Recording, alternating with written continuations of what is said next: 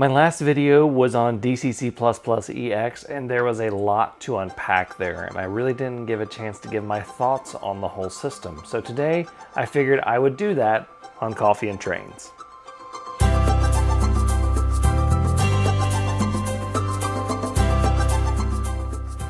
Welcome everybody to another edition of Coffee and Trains. Before we begin, I'm drinking Grounds and Hounds Coffee Company Rescue Roast, and as always, I take it black with 2 sugars.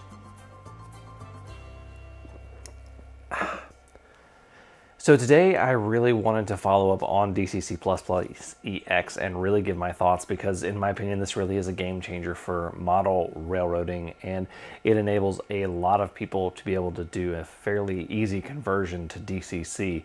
So we'll talk more about that in a minute, but first I want to bring up another thing that actually makes this even better, and it's something that I didn't talk about in the original video, and that is the automated installer that the guys at DCC++EX have created. Now, you saw the way that I did it, which is the code way, and modifying a little bit of the code to connect it to Wi-Fi. They've actually made a installer that you can connect your Arduino up to the computer.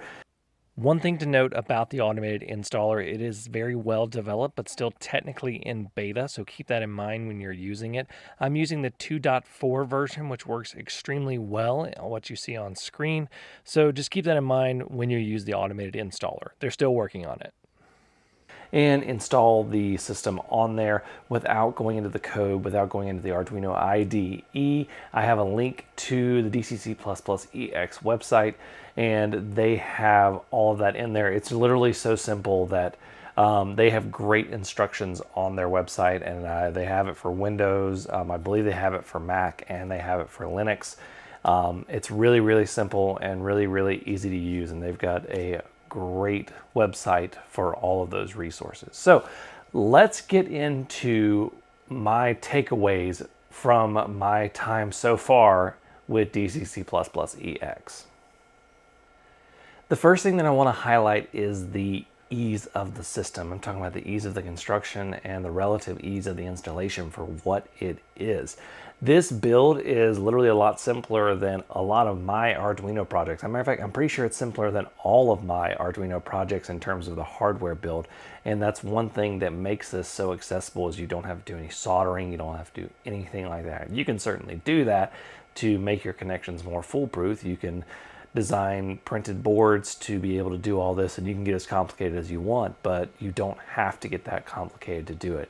And they've done all the legwork in terms of coding and all of this kind of stuff, and they've really put a lot of work into this and to make it easy for anyone to use.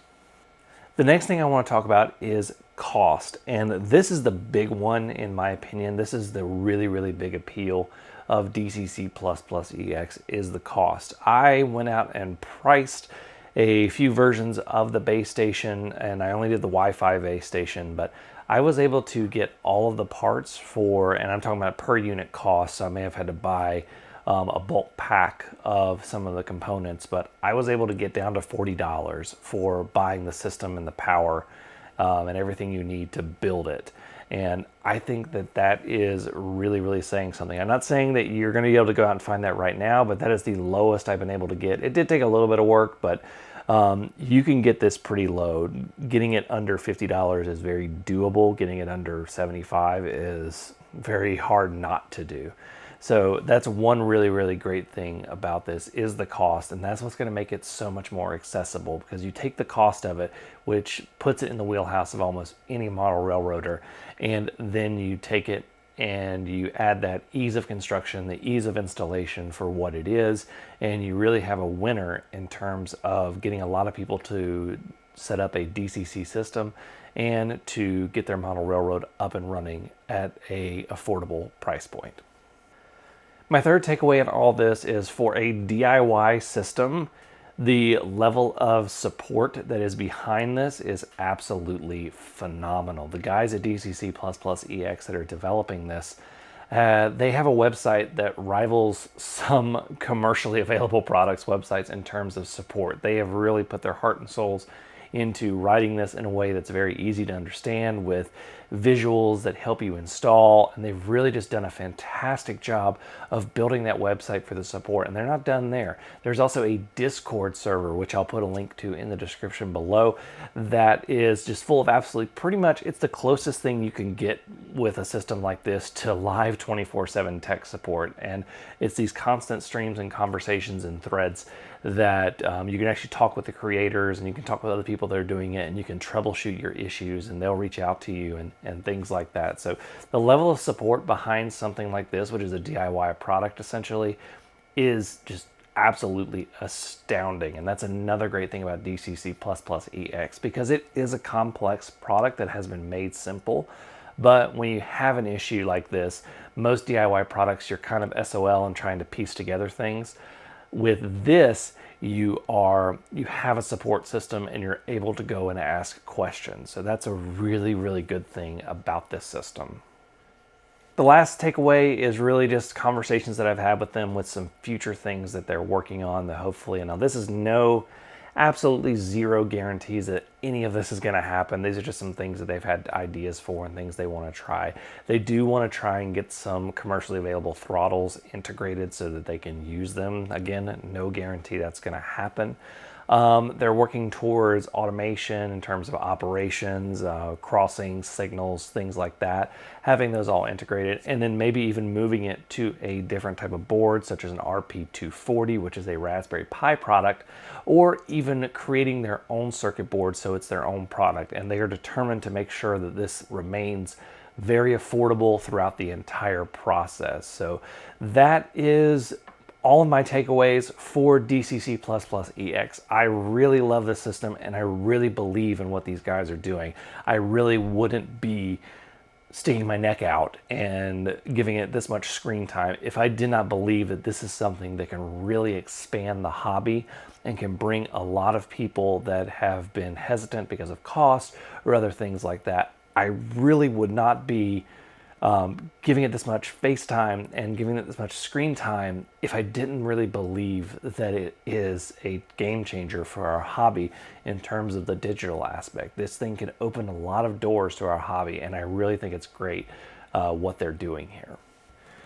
Before we begin this, I just want to say that I get a lot of emails and I get a lot of messages, and I mean a whole lot. And the bottom line is, one thing I've come to realize is, even with my Patreon and things like that, is that I'll have all these notification settings set and I still have very shoddy notifications of all these messages that I get. And I get to them as fast as I can. Some of you know, sometimes it takes me a month to respond or even longer, and I'm really sorry about that. And I'm really trying to respond to as many as I can. I do get a lot of messages, but I just want to say I do read all of them. And I try to get back to as many of you as I can. So I just want to let you know, the guys know that before I go into the coffees that you guys are drinking. So I just want to say thank you all so much for your support. The community that has been built around this channel is absolutely astounding and amazing and very positive. And I'm really thankful for that. So let's go ahead and get into the coffees that you guys are drinking. Let's see here. Wyke D Insanity says that he is drinking Maxwell House unless he finds Folgers Black Silk on sale. So that's pretty good. I'd love a good cup of Maxwell House. The Canadian A says that he is drinking a mix of Western Family Mexican Dark Roast and Tim Hortons Hazelnut Medium Roast. It would not be a Canadian coffee if it didn't at least have some Tim Hortons in it. Thought Engine is drinking Nescafe Blend 43 Espresso White with 1 on skim. That sounds really, really delicious right there.